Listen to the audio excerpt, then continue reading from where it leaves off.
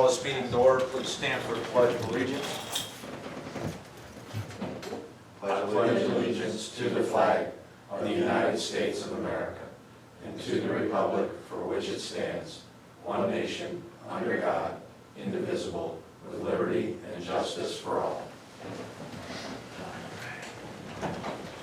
Okay, we do have a couple things. We have the agenda before us. Are there any additions, corrections, or deletions from the agenda?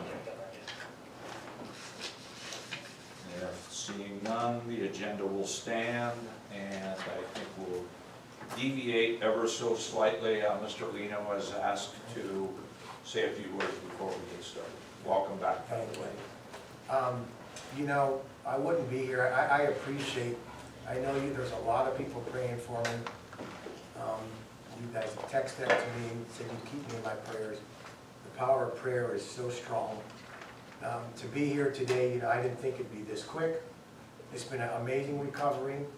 I look at life so much differently at this point, but you know, you really start appreciating so many different things, and I just want to say that what we have here, I even appreciate more. Not that I haven't, but this staff, this board, these amazing 2 trustees here. I'm just happy that things went well, and I thank all of you for thinking of me, praying for me. And again, I'm here, and I love this team. I think we're amazing together. We work so hard, and I appreciate every one of you. So thank you. Well, all right, we do have a couple unusual things. We do have a couple public hearings, and in the order that they are, the first one might take a little bit longer. So we'll go ahead and get started with that at 6:15. That will be the zoning hearing. We also have our alternative tax budget hearing that is at 6:30, but I think what I will do is I'll check to see if we have anybody that has come to speak in favor of or against for the budget, and if we don't have any, then we'll continue with that. Yeah. With the zone. Is that? Yeah. That would be appropriate? Yeah, the only thing I would just kind of add is I did see Mr. Torrance walk in, and as much as I'm sure he'd love to sit through the zoning change and the alternative tax meeting, we may consider bumping him up as he's a special guest here this evening.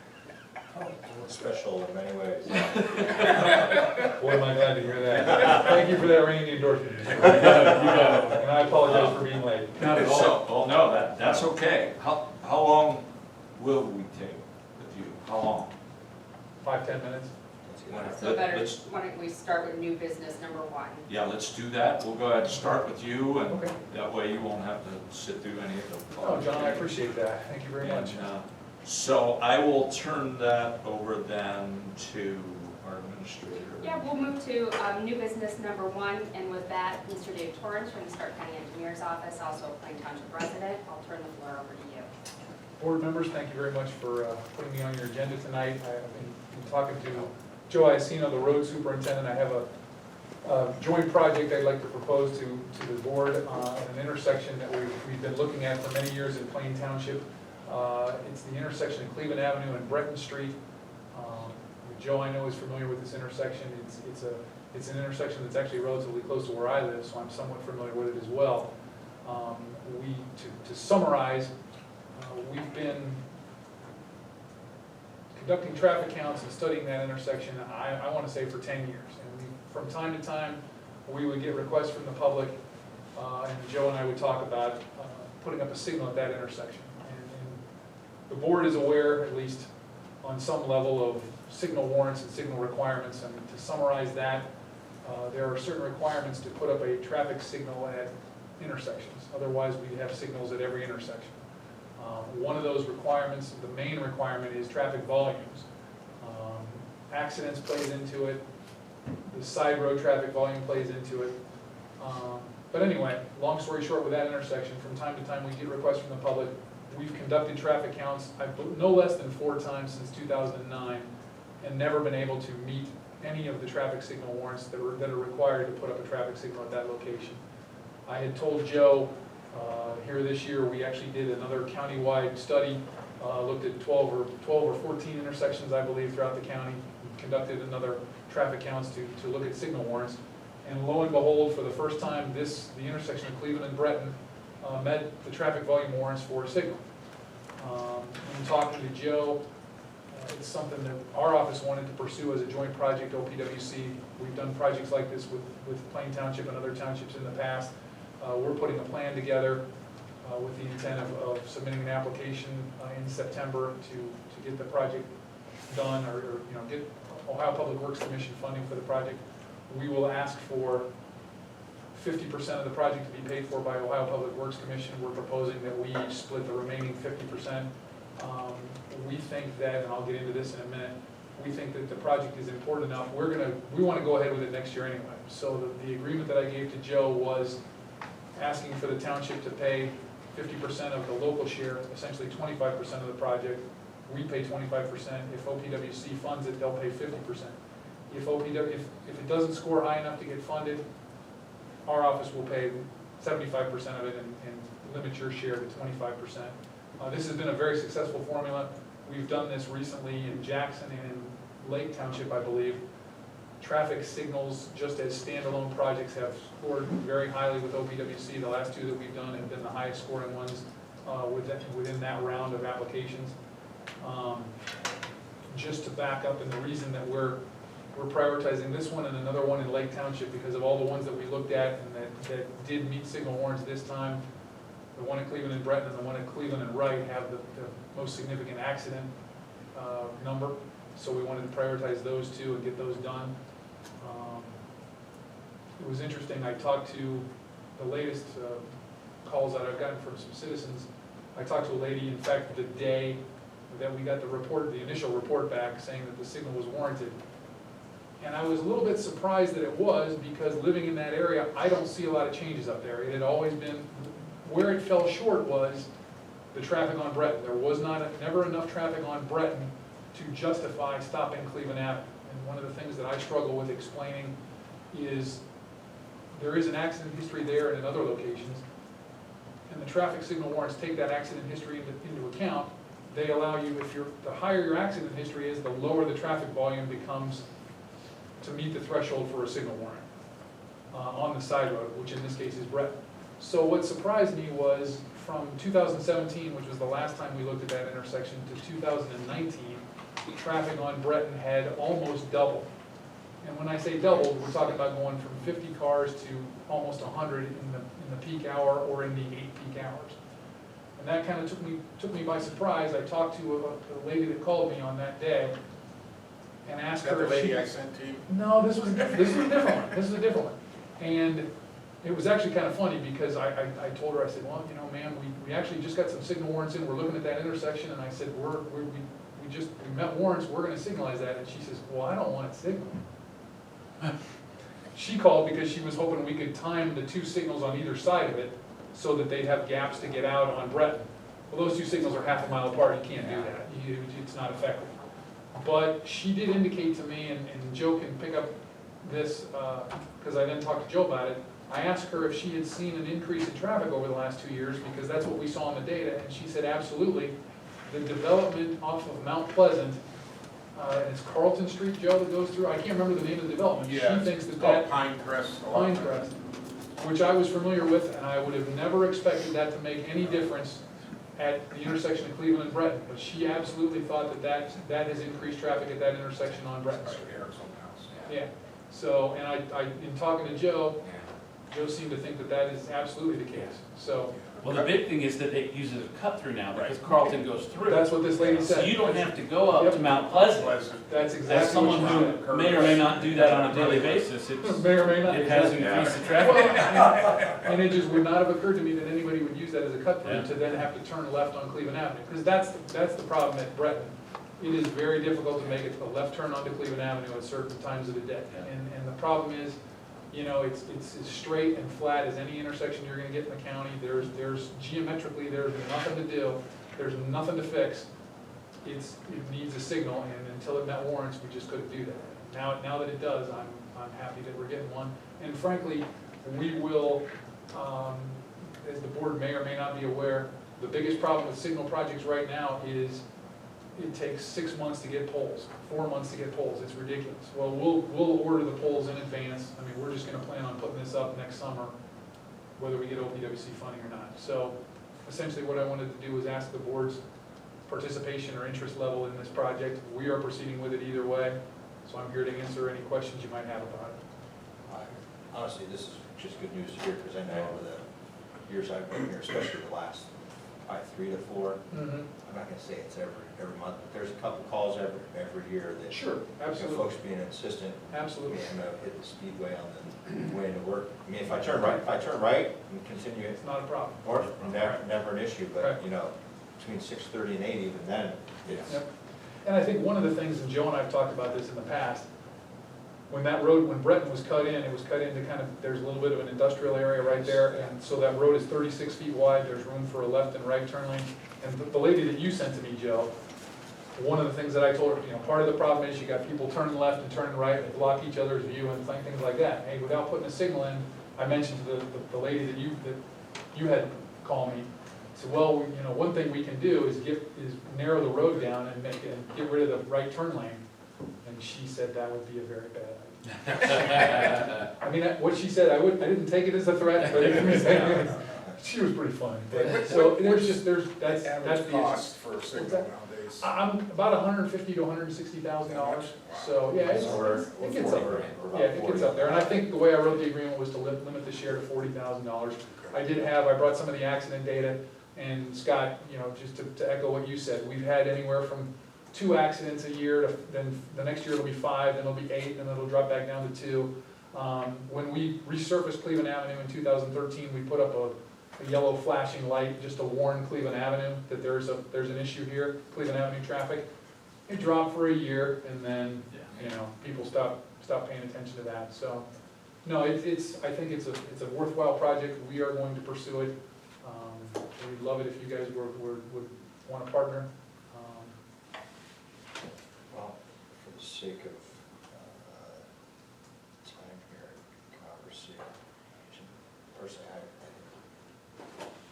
I think we should pursue it. because as well, I mean, opposite of Eric's office, there's talk of development gonna go on there that'll further Right. congest that area. That's right.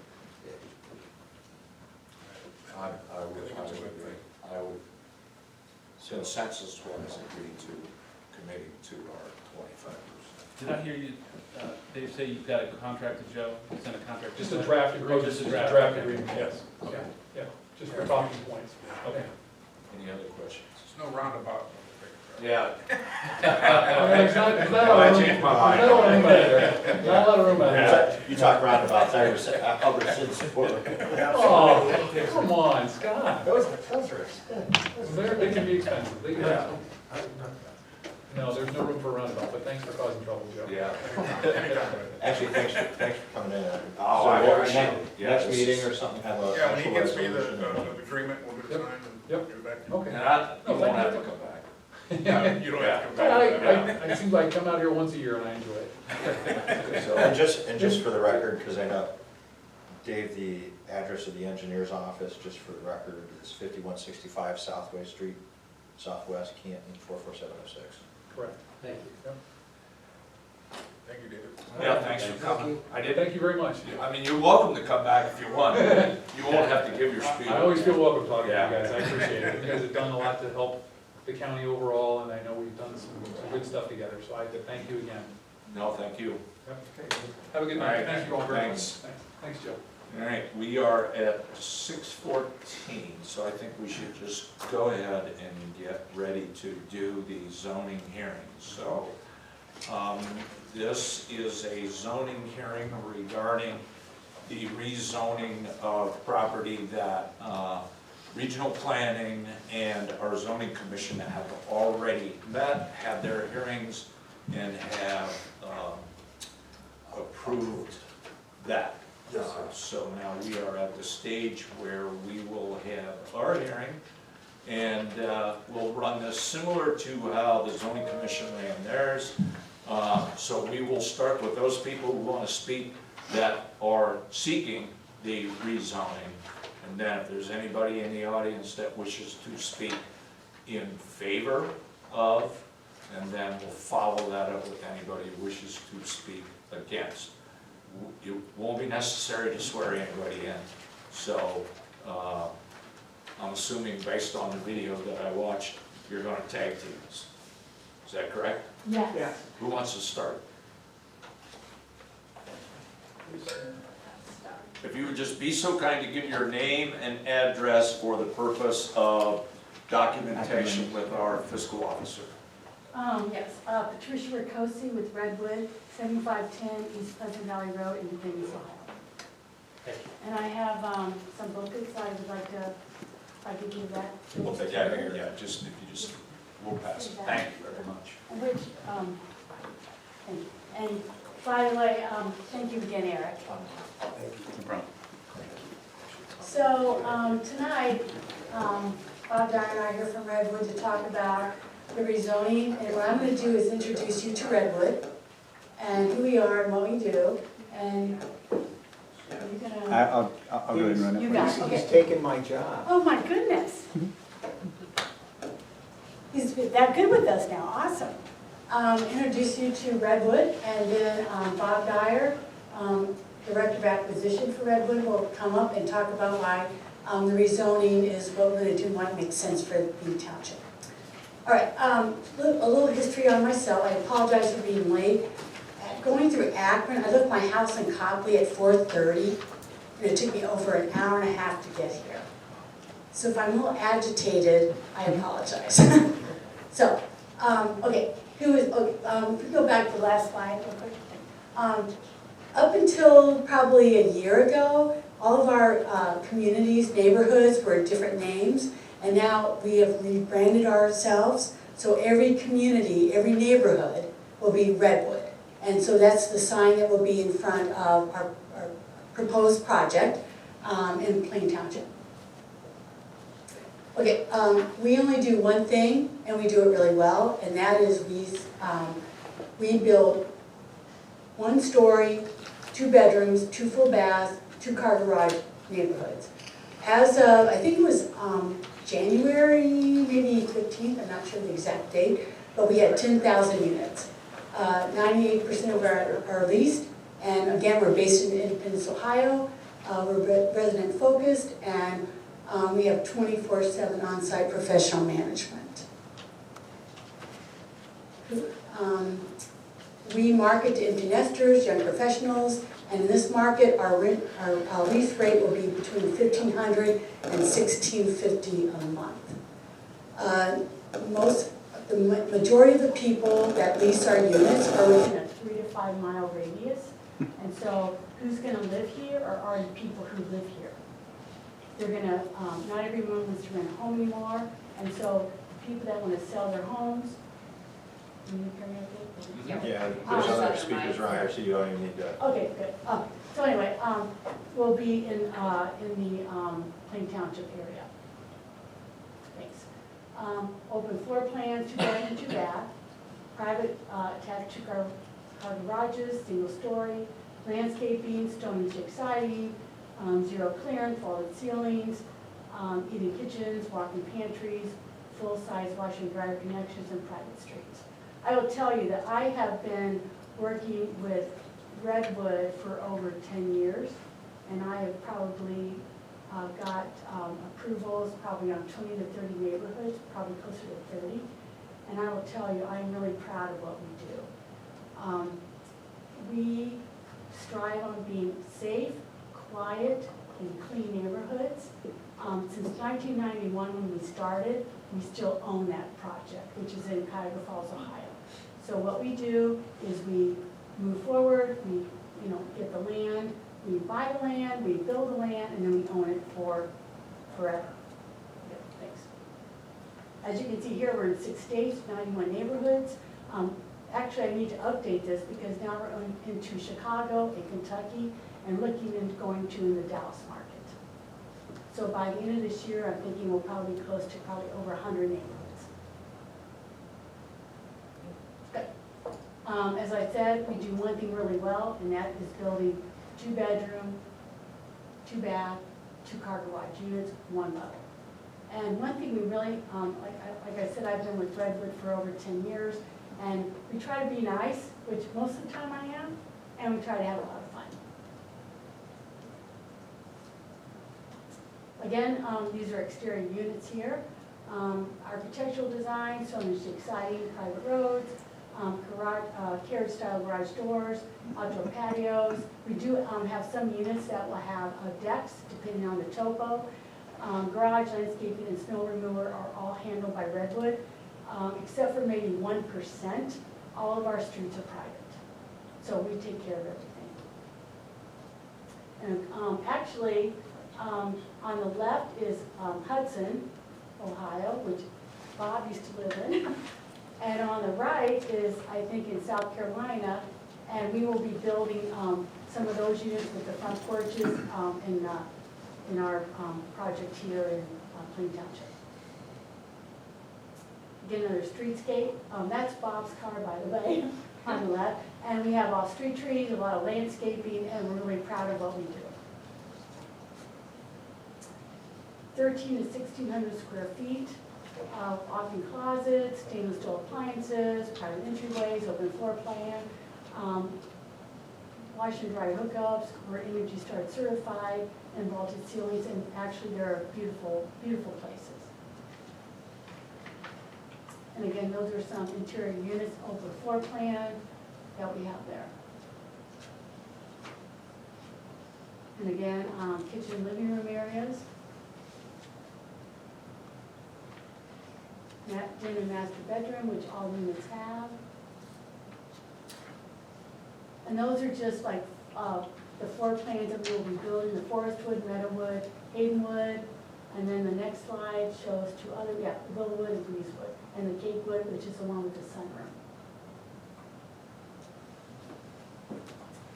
And again, this is the parcel, 30 plus acres, vacant land, currently rural residential, and we wanted to zone it to a multifamily, which Bob will talk about. And this is our proposed concept plan, 177 units,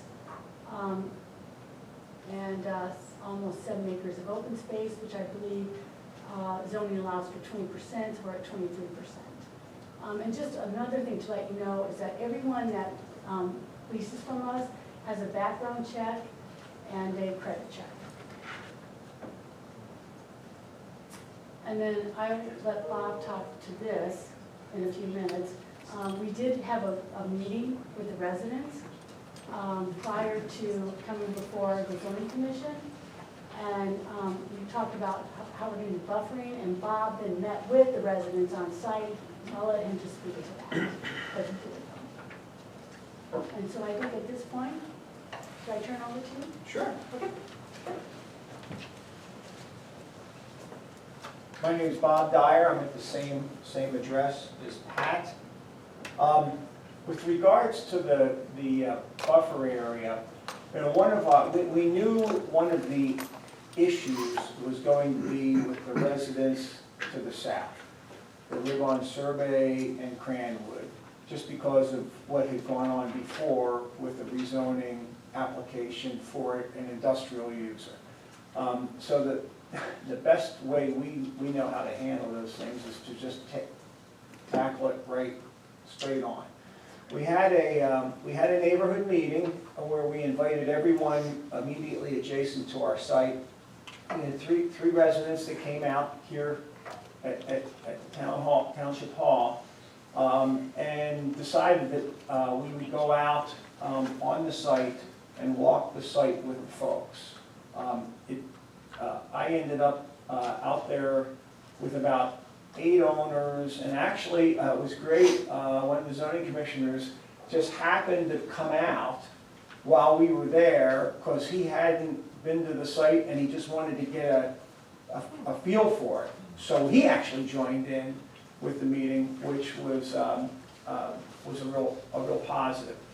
So what we're going to do is I took lots of pictures, was able for the folks that were there to talk individually. For example, okay, where do you spend your private time on your deck? what are your view corridors like, so we know where to put the trees. And that'll be in our plans as we go forward, so it was well worth it. What I wanted to talk a little bit about was just the zoning itself. We're looking to rezone. It's currently, the parcel's currently rezoned rural residential. It's up in the, I'm sure you all know, it's up in the northwest corner of the township. And actually Lake Township is on the north side, is it Diebold is across the street. The parking lot is actually across from where one of our entranceways would be. And then there's a building, it hasn't started yet, but it's about to. And it's on the east side of Pittsburgh. I'm trying to remember the name of the development. It's going to be about 38,000 square feet. It's office, a little bit of warehouse, but it's Bill Lemon and his operation, and the real estate company, they're putting their headquarters in there. So they'll be immediately to our west, and across the street, across Pittsburgh from that is the new dock building is. So of course that's not in Plain Township. So in looking at rezoning the property, there were really four, I guess what I call criteria that we utilized, and part of that came from reading your. You guys have a pretty cool document that somebody spent some time on a while back, and that's the Plain Township Comprehensive Mini Master Plan back in 2012. And we're updating it as we speak. Awesome. Yeah. Well, that would be educational to see how things have changed from then to now, to read that. When will that be completed? Sometime next year. Yeah. Next year. We're just holding a getting public into hearing that soon to kind of Okay. review and get feedback. Okay. Well, hopefully what we're doing kind of fits into it, because it seems like it fits in to the current plans. The four, what did I say? They were the four criteria. One is a transition of uses up in that area of town. The second was to try to utilize existing infrastructure. It's already there. That's sewer and water. The third is to provide for a variety of housing types. And then the fourth is provide housing for different age groups in the township. And all of those items are mentioned within this comprehensive plan. The transition, it's probably the easiest for everybody to understand. And that you just have to drive up and down Pittsburgh, and you can see what's happening. And you could the past rezoning is even a better example of what happens when industrial comes up against single-family residential. It just doesn't work. But our product is and we do this all over the country. We're a perfect transition as a single-story, low-density, multifamily product to go between some type of higher intensity use, industrial, commercial, and single-family detached homes on larger lots. So it's almost as if this piece was made for us from a transition standpoint.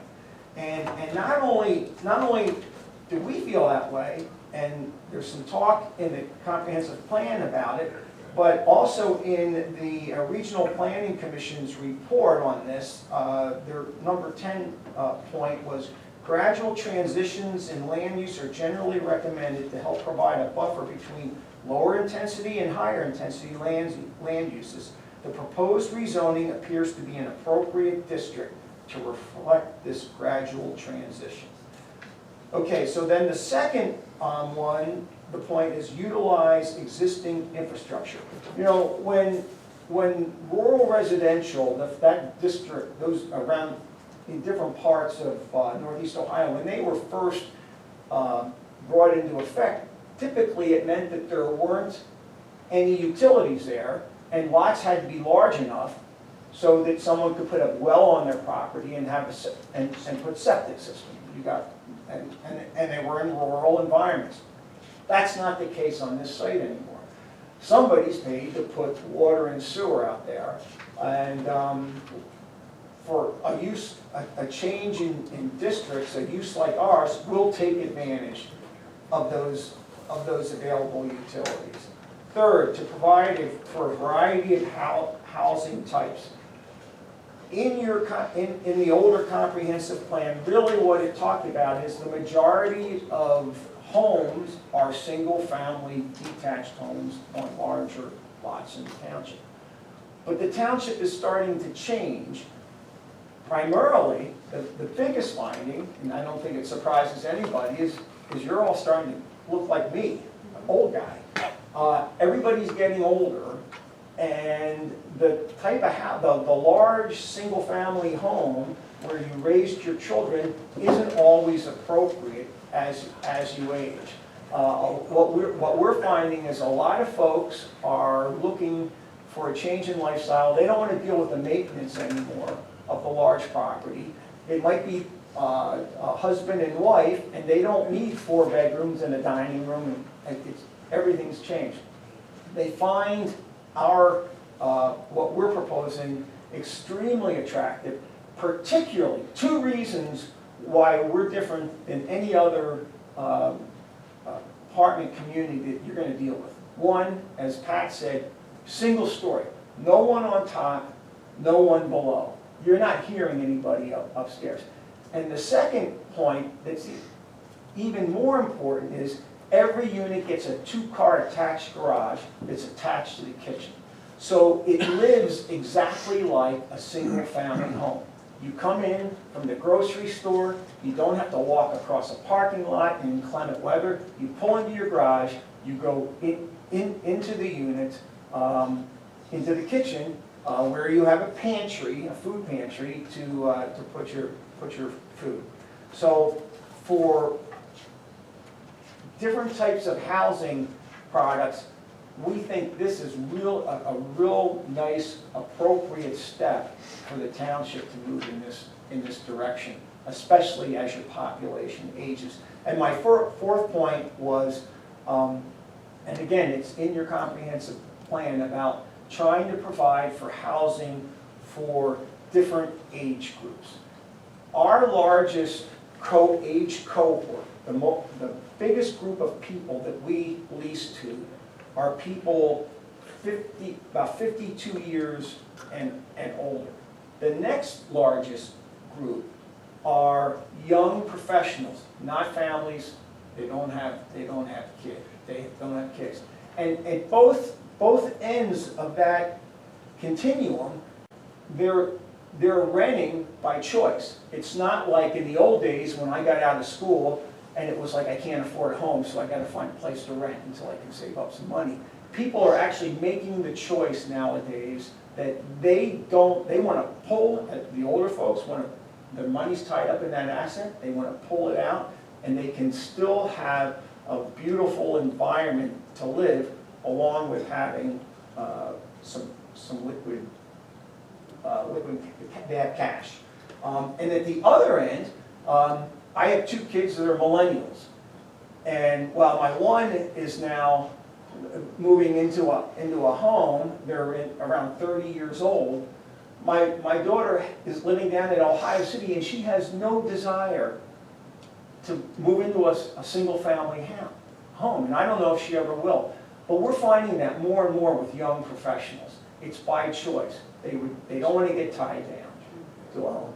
So this provides for all of you folks that have young kids that may want to stay in the community but not buy a home.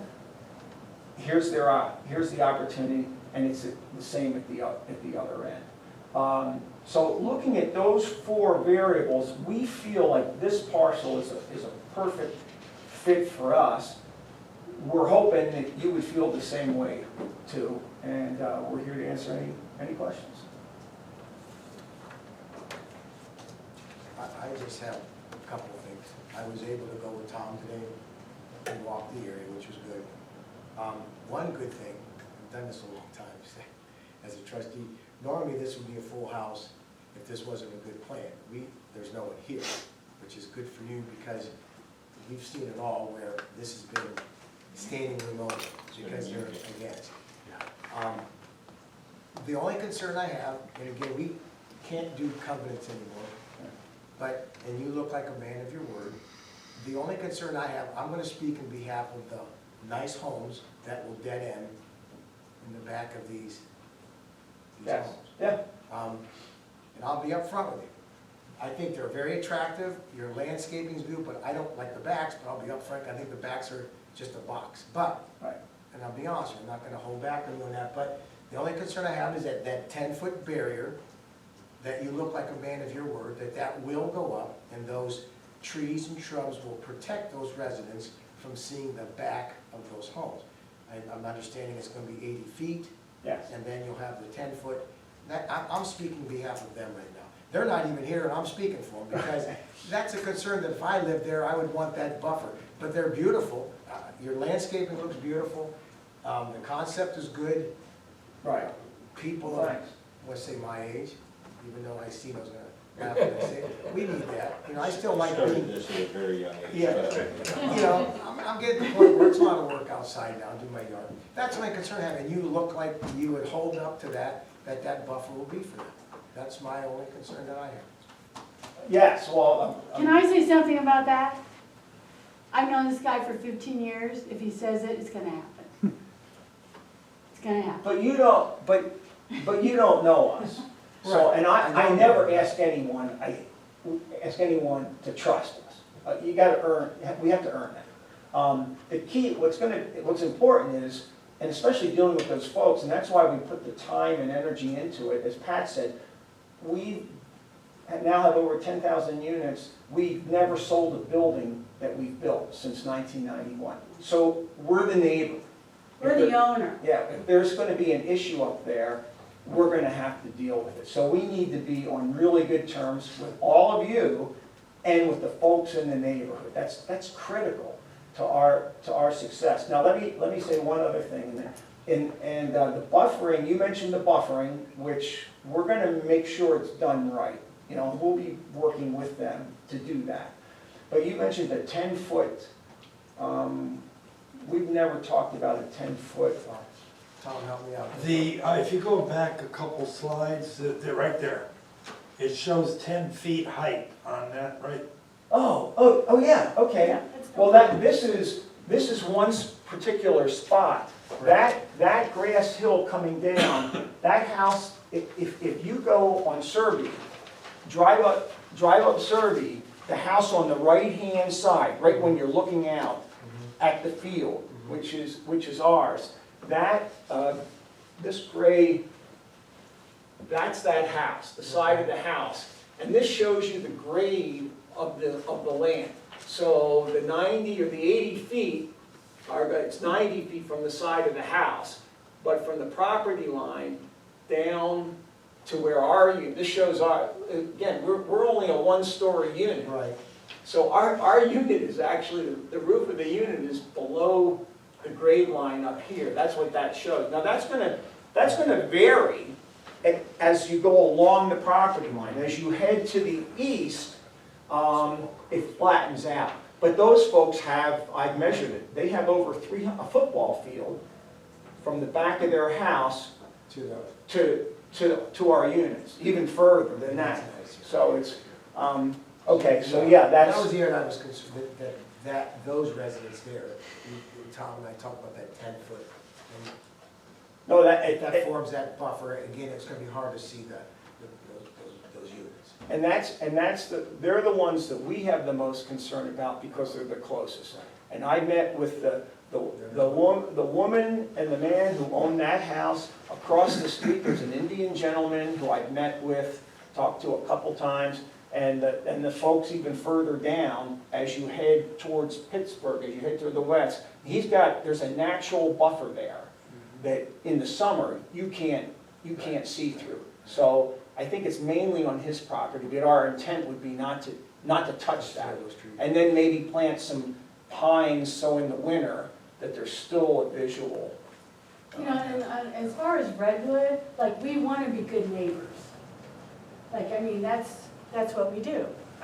We're gonna be there forever, and we want to be good neighbors, and then to Bob's point, is like, he took all the time to go and meet with the neighbors, we had a neighborhood meeting, that's what we do, and there's people who are transparent, and we're gonna be good neighbors and do what we say we're gonna do. We've done it in 10,000 units, and we're not gonna stop. We have a reputation that I'm extremely proud of, and we will continue to have that reputation and uphold.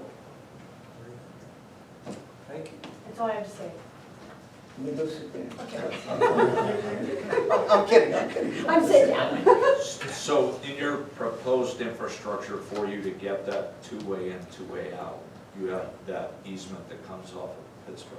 That's correct. Is that all a part of the purchase agreement, or? Yes, the easement itself, it runs right along the north side of that property. It's 60 feet wide. That easement agreement is between the folks that have bought, who currently own it. Turtle Bay is what I was thinking of. The Turtle Bay Limited folks who own it, and the owner of our property, ICP, I think it is. It's between those two. When we end up buying the piece, it'll then be between us.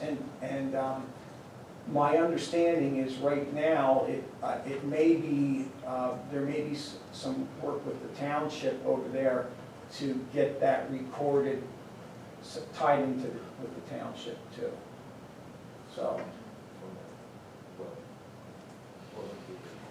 well, you know, it's, roads at the. Yeah. it's not the road that would be, because the road's gonna be private. There's a sanitary sewer easement and there's a water easement, and that's the one. Where those would be public. You know, where they running that water off of Pittsburgh?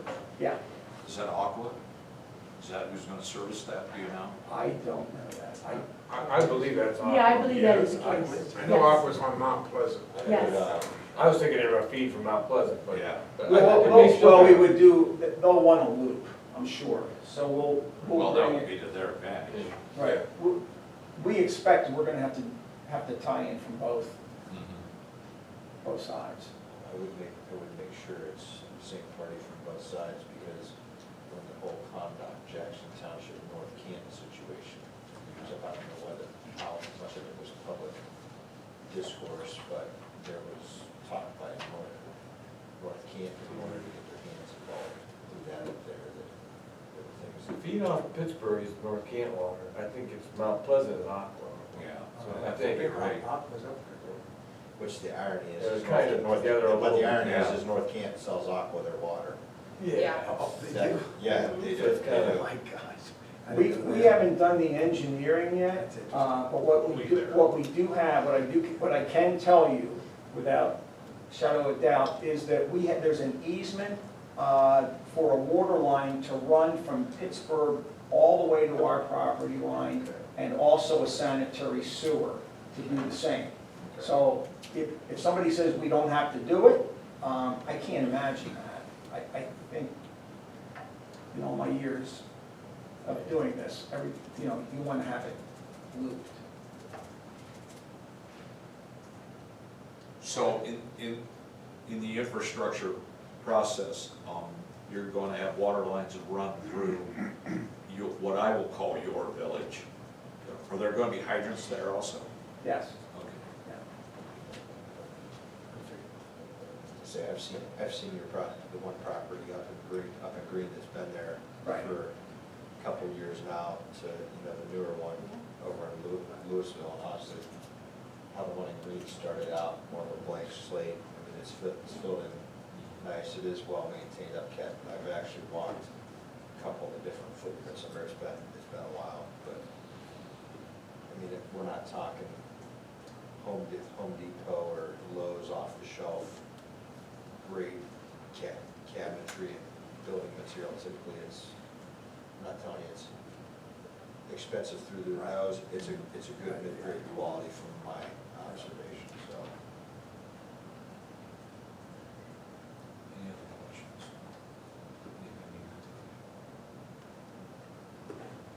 Is there anybody in the audience that wishes to speak in favor of the amendment? Anybody in the audience that wishes to speak against the amendment? He's has the back so he doesn't have to see. So, I will move then, whereas a public hearing was held on July 23rd, 2019 by the Plain Township Board of Trustees to consider Amendment 573-19 to the Plain Township zoning resolution. Whereas such hearing was properly and timely held pursuant to the Ohio Revised Code 519.12. Whereas the Plain Township Board of Trustees has duly considered the nature of the amendment and the reasons therefore. The recommendation of the Plain Township Zoning Commission, the Stark County Regional Planning Commission, and the information provided by any and all interested persons. Now, therefore, be it hereby resolved by the Plain Township Board of Trustees, Stark County, Ohio, to adopt the recommendation of the Plain Township Zoning Commission for approval. I'll second it. It's been moved and seconded. Discussion. I just want to applaud you for going to our residents. This is pretty unusual that there's not a crowd here, so you must have done something right talking to them. And I applaud you for talking, because usually these aren't easy. And what you've told them, they're going to believe in you, and it's exciting then that this will be done. I will tell you that we do this in every place we go. We always have neighborhood meetings before we go, so that everybody knows. And then if they have issues, we address those going forward. And like I said before, we want to be good neighbors, and that's what we do. That's what Redwood does. I would also agree with Trustee Lino. I did watch the video in its entirety and actually played parts of it back, just to make sure I didn't miss anything. And I will tell you, I thought the zoning commission did a really good job of the questions that they asked and the concerns that they had. I can tell you, everything they said was right on the money, because unfortunately, we have to trust the fact that your credibility is going to make this happen. Right. Because there are no guarantees, and like Mr. Lino said, when we used to be able to do covenants, we at least had something that we could have some type of guarantee, but there are no guarantees. So the questions that they were asking, the approaches that they made were, concerns of them and us, because they've been in this business as well. So, with 91 projects already out there, and I have to tell you, I was driving on the turnpike coming back between Toledo and here, as I do all the time, and I happened to look over and it's like, oh my God, there's one right there. So the next time I went by, I kind of slowed down a little bit to take a look at it there. So I realize you're all over the place. It seems like you have a good business model. I think you have good credibility. If this does become to fruition based on the vote and how you guys proceed, the other issue is you may go to other communities and they're going to be looking at us saying, hey, we're getting these concerns. How did these people work with you? So, and obviously we're going to be that approach to say, good or bad. So, that also has to add what I would think to the fact that, I think if you do what you have presented and you make that approach, I think you've spent more than what some other developers do with the residents and the neighbors. So I appreciate the time you spent. I know we have spent time looking at all these. We've gone all over the place. So hopefully we can become successful. We'll see what happens. Anything? Nope, you guys have summed it up. Okay, hearing nothing else, roll call. Mr. Sabo? Yes. Mr. Lino? Yes. Mr. Hawes? Yes. Thank you. That concludes our hearing Thank you. Thank you. for that one. Now let's move on to the budget hearing. Sounds good. So I will turn that over to Mr. Wood. Thank you. Everyone should have a copy of Thank the you. Thank you. 2020 proposed alternative tax budget. We don't have to vote on this tonight, but I wanted to make sure everyone had a copy so they'd have plenty of time to review it. As in the past, we've used conservative estimates for the receipts and expenditures, just to make sure we don't end up with any negative adjustments at the end of the year.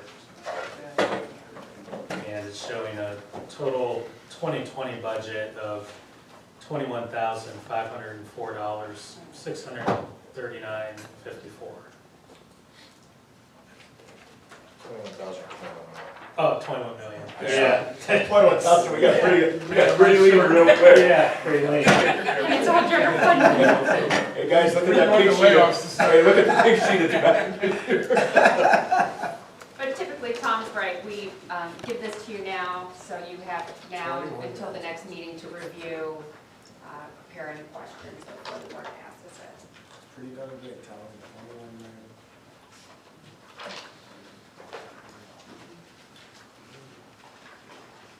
So we just need to have questions and feedback to you by, By the next meeting, and we'll just have a resolution for, that's August 13th. So we can continue until then if you don't, okay. if you want some time to review it. So do I need, you need just to make a motion? Yeah, so we have to do any. Well, is there any, actually, first thing I hear is, we don't have Yes. to open it up yet. Now, nobody's in here.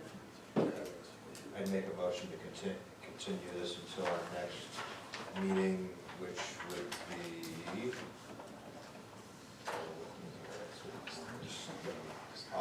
Tuesday, August 13th, 2019. Second. It's been moved and seconded, discussion. Roll call. Mr. Sabo? Yes. Mr. Hawes? Yes. Mr. Lino? Yes. Okay, thank you.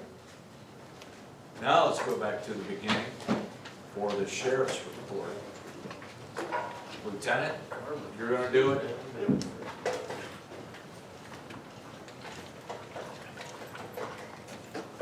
Good evening, everyone. Before you have the June 2019 monthly report. You can see calls for service were 1,416, a slight drop from 2018.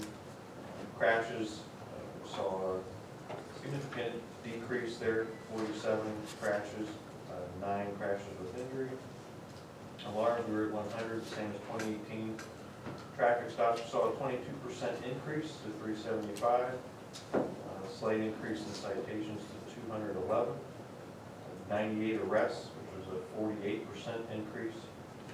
227 vacation checks. Detectives report 19 cases assigned. Cases closed, 2 burglaries, 1 arrest and 1 pending a warrant request. 2 death investigations, 1 passing bad checks, 1 aggravated burglary with a shooting that resulted in 2 arrests, and 1 disseminating matter harmful to juveniles. We had some issues with our computer program, so there may be a few calls that we weren't able to capture into the numbers that our staff's working on rewriting the program. So that may explain some of that dip, but not a significant number. Next page you have is the graph going back to 2014, comparing, shows just the steady increase since we've been doing the numbers for you. And then the next one has the breakdown of the different calls for service there. Any questions from anyone? Thank you. Thank you. I think that takes us to unfinished business. Thank you, I'll turn that over to Mr. Wood. Thank you. Whereas Plain Township was invited to join the 2020 Ohio Association of Public Treasurers Retro Group with a target refund of 25% administered through the comp management for the contract period beginning September 1, 2019 the policy year beginning January 1, 2020. Whereas comp management was unable to meet the minimum requirement for establishing a retro group plan, be hereby resolved by the Plain Township Board of Trustees, Stark County, Ohio, to rescind Resolution 19-282. So moved. Second's been moved and seconded, discussion, roll call. Mr. Lino? Yes. Mr. Hawes? Yes. Mr. Sabo? Yes. Unfinished business number 2 is a request for resolution to enter into a contract with CareWorks Comp to provide the services as detailed in the service contract, which is attached here to it and made a part of these minutes, and to approve payment for the administrative fee at a cost not to exceed $2,621 to be paid as follows. So moved. Second it. It's been moved and seconded, discussion, roll call. Mr. Lino? Yes. Mr. Hawes? Yes. Mr. Sabo? Yes. And that concludes unfinished business. Thank you. That takes us to new business number 2. Yep, and actually I'm gonna have you move forward to new business number 3. New business number 2 was a sample resolution. Okay. New business number 3 is the letter from the Stark County Council of Government. As you know, every 10 years, they set a funding agreement that is approved by the political subdivisions. It's time to do that, but with the census beginning next year, and there's still some valuations for tax year 2018, which is collected in 19, still some disputes there. Scott is asking you to do a 3-year resolution approving the alternative formula for the local government, which funds SCOG and the Canton Metro Crime Lab. Then at the end of the 3-year term, those issues will be resolved to look at a 10-year formula.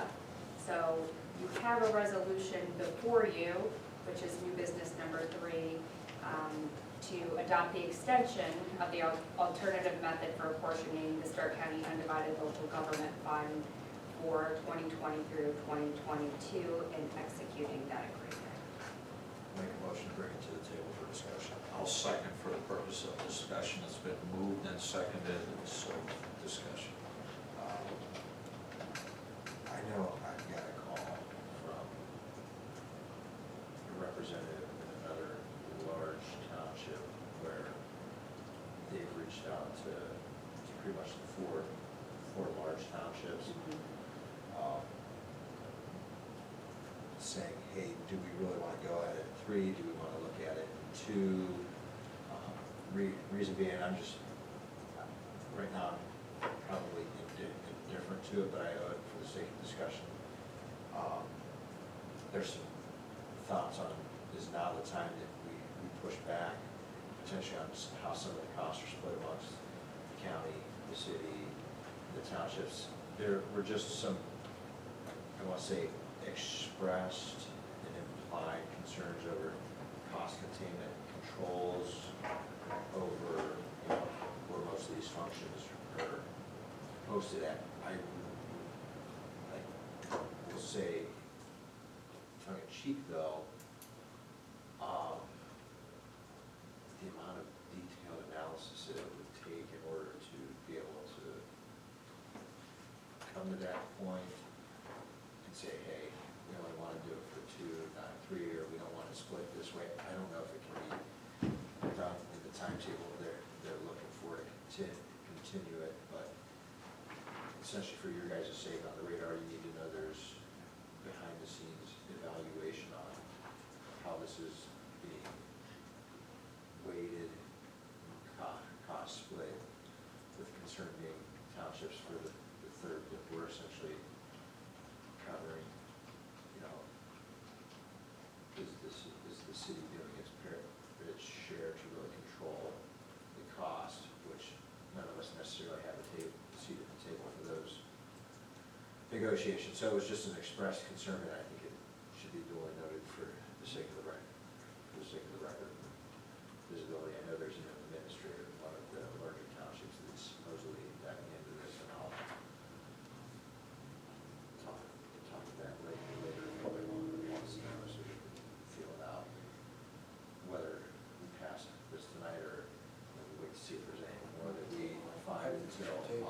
I do too, based on that information, because I don't want to commit to anything if there's going to be other Right, activities going on, I agree.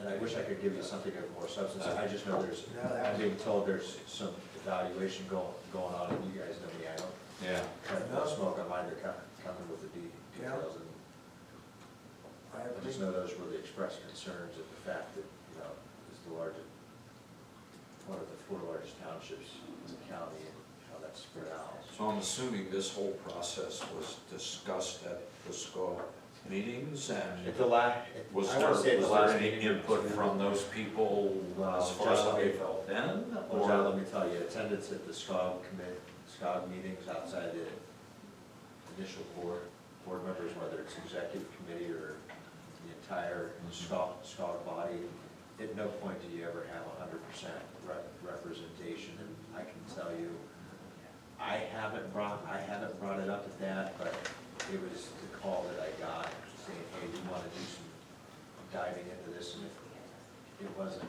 another township I know that does their homework, and it's pretty thorough, I wouldn't waste my time Sure. just airing the concern, but do we have a time frame for this? I think their goal really is as soon as Yeah, possible. there wasn't a time Okay. just to get it back, done. and I think quite frankly, the next SCOG meeting, our next Board of Trustees meeting will be before even the next SCOG meeting, so. So don't bring it back next meeting. What is the next call, we will say? Oh, it's, That's all right, we could bring it back just Should we for bring it back? discussion Or and It's the next- so- the and next see where meeting. we're at. Yeah. See, right, yeah, that's a good idea, yeah. so, Hopefully we'll have something, if they don't have something of measurable detail at that point, well then, I'm more of an advocate than they. so I would move to table this. Very good. I agree. Is that a motion? I second? Yes, I second. been moved and seconded, discussion, roll call. Mr. Lino? Yes. Mr. Sabo? Yes. Mr. Hawes? Yes.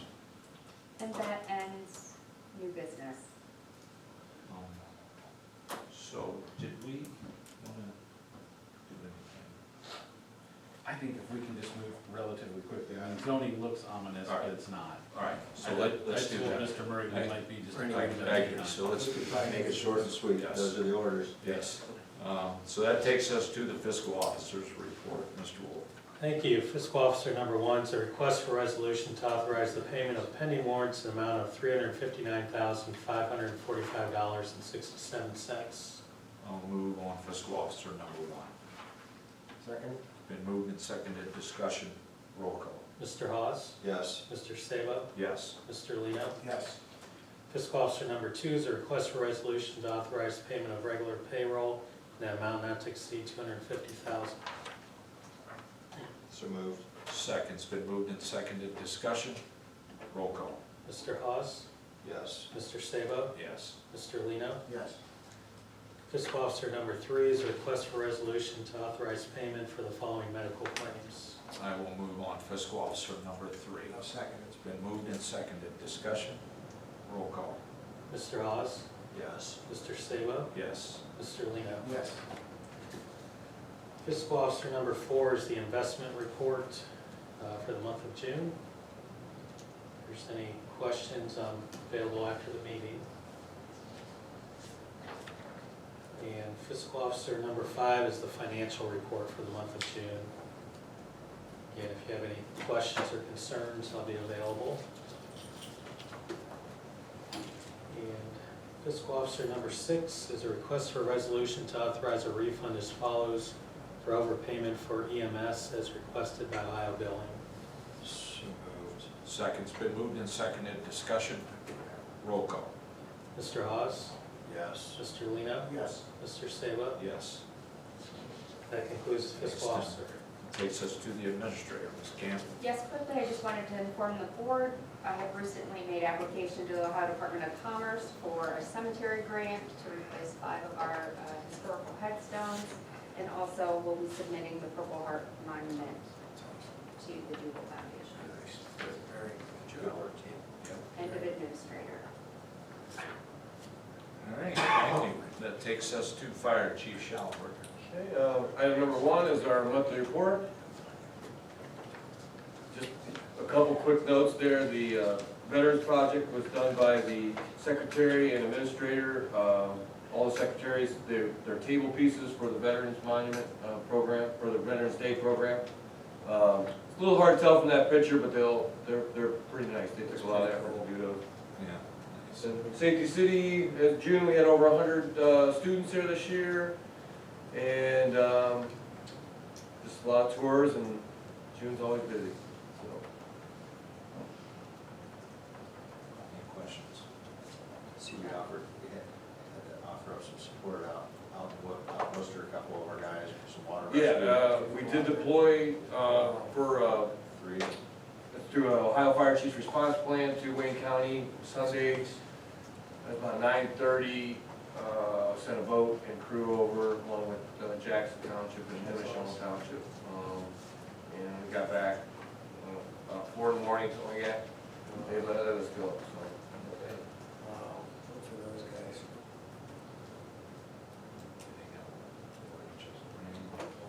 Oh, yeah. Crazy. Okay, anything else? All right, number 2. Okay, item number 2 is a resolution by Plain Township Board of Trustees to offer Tony Aquino, Matthew Brown, Nicholas Testa, and Kyle Johnson have completed their fire medical examination, background check, and drug testing, and to be hired as of 0700 hours on July 28th as part-time firefighter paramedics with a 12-month probationary period. So moved. Second, it's been moved and seconded, discussion. There's 2 parts to that resolution there. We have EMTs also, under discussion there. Also, to resolve that we have 4 EMTs, Andrew Skolmich, Ryan Clevenger, Ethan Lowry, and Mason Pierpont have also completed their fire and medical examination, background testing, and to be hired on July 28, 2019 as part-time EMT B with probationary period. So it's 2 classifications. Yes, same there's 2 resolution. job classifications. Yeah. Any other discussion? Roll call. Mr. Hawes? Yes. Mr. Lino? Yes. Mr. Sabo? Yes. And then item number 3 is just an update on our ISO for our insurance rating. We continued at a 3 and 3Y, so we maintain that. And one of our long-term goals is to get to a 2. They come back every 4 to 5 years for that. So we've seen some spots there that we can improve. And I think we can get to a 2. We're close to a 2 now. But we did maintain a 3, which is good for all the businesses and residents of the community. That concludes the fire department. Thanks, Joe. Takes us to road, Mr. Iacino. Yes, Mr. Chairman, item number 1 is the June monthly report. That's the new one, huh? I think I can see it. You guys can see it. Looks nice. Nice machine. Yeah. Any significance to anything? Keep them busy. I mean, it rain slowed us down some. Paving's going really well. We should finish this week other than Station 4. We ever finish this early? It's close. I'm We just go way ahead. So, Say we haven't started as early as Yeah, we started a while. obviously, our investment in our camera has paid off again, Yes. way more than once. Yes. So, Contact with them. yeah, we had a little problem with a utility punching through one of our pipes and causing some erosion. Yeah, it was a good investment on our part. All right, Item number 2 is a resolution to participate in the Stark County Engineers Cooperative Purchasing Salt Program for the 2019-2020 season. I will so move. second's been moved and seconded, discussion. Roll call. Mr. Hawes? Yes. Mr. Sabo? Yes. Mr. Lino? Yes. Item number 3 is a resolution to allow the highway superintendent to advertise for bids for the Plain Township Road Department's proposed storage building project on the dates listed. Bids to be open on August 16th at 1:30 p.m. So moved. Second. It's been moved and seconded, discussion. Roll call. Mr. Sabo? Yes. Mr. Lino? Yes. Mr. Hawes? Yes. And item number 4 is a resolution to contract with JD Striping and Services for the 2019 pavement marking program to be completed by September 27th, not to exceed $31,809. So moved. Second, it's been moved and seconded. Discussion. Roll call. Mr. Hawes? Yes. Mr. Sabo? Yes. Mr. Lino? Yes. Thank you. Thanks, Joe. That takes us to zoning, Mr. Ferrara. Thank you, sir. The first item on the agenda is a monthly report.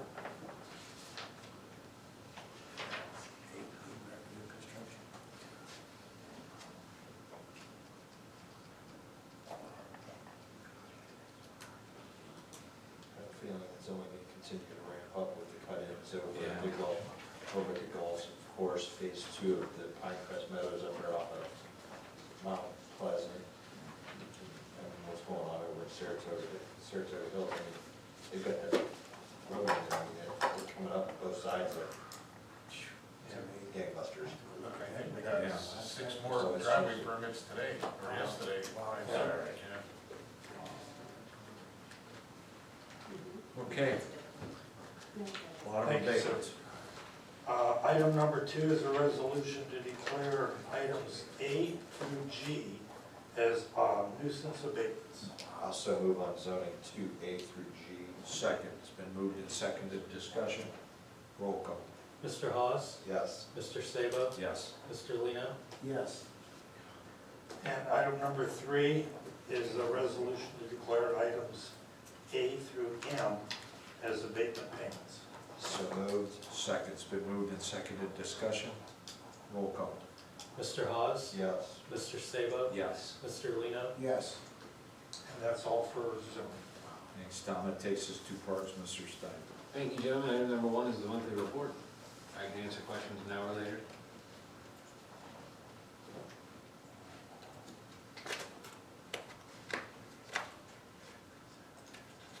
Okay, let's go to. Item number 2 is a resolution to authorize payment to DSBA Recreation for rubber surfacing for the playground at Veterans Park to replace worn out and separated matting, not to exceed $54.40 from Fund 01B02. So moved. Second's been moved and seconded. Discussion. It's a safety issue, and just so you know, it is being paid out of the general fund, but the turf, the safety mat has separated 3 significantly. inches. But it's 10 years old, we're like, That's it's right, not just replacing match. the whole mat. It's 10. So they're gonna put in a border around, which will look real nice in a different color. That's nice. Yeah, it's called that, it's close to 10, yeah. Yeah. Anything else? Roll call. Mr. Lino? Yes. Mr. Sabo? Yes. Mr. Hawes? Yes. Thank you. And item number 3 is an item for discussion, although I do have a resolution there. If you decide to move forward, I met with Tom Wolf regarding rates for our outdoor field usage. We haven't raised them since 2016, given the lack of levy and the continued cost increase with maintenance of the fields between the seed, the fert, the lime, the paint, just the volume of all of it being used because of the volume of usage on the fields. Tom and I agreed that basically a 10% increase to the outdoor field rates were necessary to start that conversation at. You will notice the indoor fees are still on that sheet. They have not been raised because we are at the high end of indoor rates in the area. We also have a smaller field, which means we can get less bodies on that field at the same time for programming. So it would not be advantageous to raise the indoor rates because we would probably price ourselves out of the market at that point. So if you'd like to move forward, there is a resolution here to increase rates beginning at the turn of the calendar for the spring season of 2020. Also moved. Second's been moved and seconded. Discussion. I mean, honestly, just as I look at this, Looks like it's. I mean, nobody, I don't think there's anybody, I'm just even looking at practice. A township resident per field fee, $12 an hour. From I mean, 11. What's that? From 11, so I mean, it's that's- going up a dollar. And that is dirt cheap, especially when you're not paying anything for any type of parks levy of any type. I mean, to be able to get that space for how it's maintained, the material, the time, the labor that goes into It's it. cheap, you're right. Quite frankly, I may get fried for this one, but how that's probably not $20. if you were to seriously, I'm not opposing No, that, I but it's just understand. a No, you're right. Well I mean, said, it's- yeah. Okay, you want a field you go out there and just mess around with. Right, Folks gotta start recognizing the value that's yeah. I agree, being provided, so. totally agree. Anything else? Roll call. Mr. Lino, Yes. Mr. Sabo, Yes. Mr. Hawes, Yes. Thank you, I'll notify our users as of tomorrow morning. In the last piece of discussion, I did provide you guys with a handout at your bench seat with the cost of programming and being tasked with doing a complete programming analysis of all of our programs and the cost versus the profit loss versus amenity, et cetera, et cetera. In that process, we did finish our messy hands programming analysis and losing a net loss of over $1,300 last year, and enrollment dropping. I wanted to show the board that the analysis, these are real costs with real timesheet figures as well as pooled POs for materials and things throughout the entirety of last fall and winter.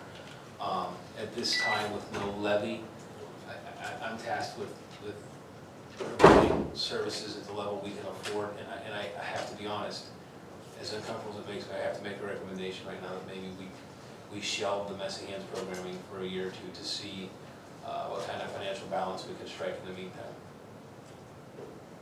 I will tell you, and I just double checked on Active Online before I presented it, it is not launched for the fall. If we were going to do it, now would be the time to shove it before we launched and had participation registration.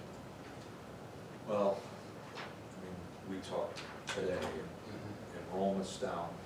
You know, when we're losing money on programs. Any type of program. Exactly, it'd be different if we had 200 people that were coming to this and we lost that kind of money, but we're losing money with very few people even coming. That's true. And, you know, so it's not like we have masses of people that we're, you know, providing a program or a service for, and we're still losing money. To further that point, we actually canceled 2 sessions last year because there was not enough enrollment.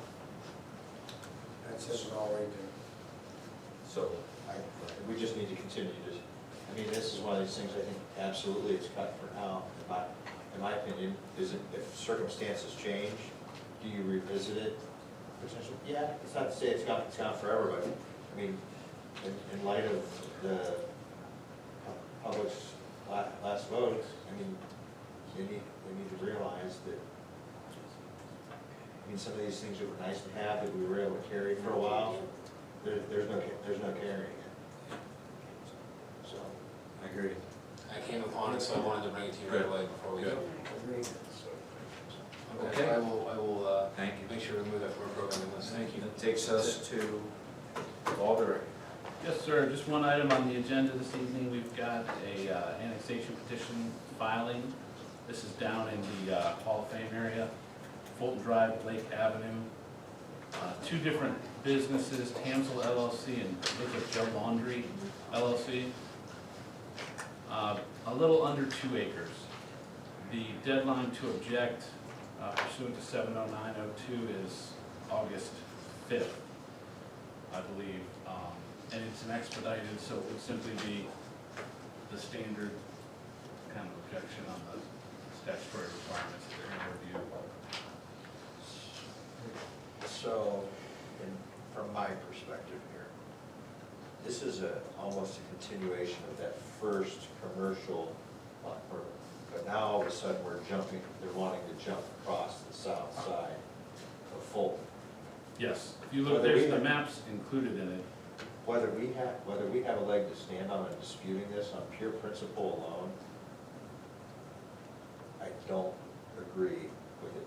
Because this is nothing more, in my mind, and I may be off on conspiracy theory or whatever, but this is nothing more than trying to circle the wagons around more Plain Township to take it to help enrich their coffers over something that still has a far way to go. And I mean, these conversations, and I don't care if I hear it from the chamber, I hear it from the county on, oh, collaborate. We've been to the table, we've talked before, and then we get stuff like this where, oh, guess what? It's not just now that we're adding that TAN cell, you know, where Ophers is, we're actually gonna as well add this. I'm sorry, it just burns my ass, because that's why Plain Township's as chopped up as it is because prior to current boards, probably a lot of it got to go through. But I think the record clearly needs to reflect that, you know, this is not something, I think, in whole that we willfully agree to. It's the misfortune of state law and the fact that they're just using, okay, how the 62/77 off-ramp allowed them to touch over that property to annex that. Now they're over there, oh wait, now we can cut across the state route. And then what do we have there? There's a Circle K that I think's on the corner. There's probably a little bit of commercial. It just, I'm tired of the talk of, oh, let's collaborate, let's be good. And then, you know, go through, you know, what I got lambasted for back in 17, that, oh, you don't want to be good partners. Well, when we find this stuff out last minute, and hey, it's an actual annexation with the district. It makes my blood boil. Yeah. So for the sake of And I'm glad you're saying it. respect to the public Well, record, we're I'll keep my mouth shut after this. The commissioners already had it on their agenda Before we received it. before we ever, We found out about it in the paper. Yeah. Paper. yeah. Nobody reached out. When you talk about collaboration, the key is nobody even reached out and said this was coming, it's different than the original footprint, here's what we're looking at. I We would read say- it in the paper. So you're gonna take it, you're gonna like it, too bad. Yeah. Well, BS. And Trustee Holland, I agree with you 100%. This whole thing has started off where we are told that this is gonna benefit all. Well, right now, it's benefiting the Hall of Fame in the city of Canton, and I'm not sure what part we're playing, but we've talked CETA and JEDS, which helps both entities do well for their residents. Sharing income tax, all these things that we can do as a whole. And once again, now here they're putting up their scheme, like Trustee Hall said, going across the street, trying to look to see what else they can take. And again, it's not working with us. When CETA and JEDS are into play, we're all benefit. It's, again, we're looking like they're taking it from us, Hall of Fame, Kansas City, working together as a team and trying to shut out Plain Township. I don't see that working together as a team, and it's gonna get worse. And I don't want the, And I don't mean to say it, but it's true, they're not working with, I don't want the argument, well, hey, Jackson gets along and does business with, Jackson also does not abut them anywhere, so guess Correct. what? They absolutely have to play nice in order to get that, versus, hey, we're contiguous and, well, Yeah. we can possibly play nice if we Correct. want, otherwise, yeah. I'm gonna look at that. It's contrary to people's belief, but Totally. I'm also not gonna walk away from something when we've got a responsibility to represent it. And, you know, maybe it's just the relationship Steve Lamiel's got with the city and was willing to expand it, but if we don't think this isn't circling the wagons to try to encompass even a couple more parcels. Absolutely. Do we know any of the other partners in the jail, laundry? The only one mentioned was the Lemuel name. The It's only one one. owner, isn't it? Yeah, So he owns them both? yeah, Owns them both. both the parcels are owned by the same person, yeah, Which, yeah. still, Right.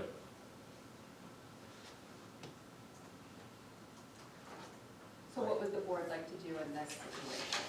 I mean, I'm not gonna say contested if we don't have legal grounds, because it'll give the folks down at the county a conniption fit, and then, hey, we'll show them later, but in the same breath, I think it needs to verbally be noted. Would you like me to reach out maybe to our City of Canton contacts, just to kind of see how this happened without a heads up, that kind of thing?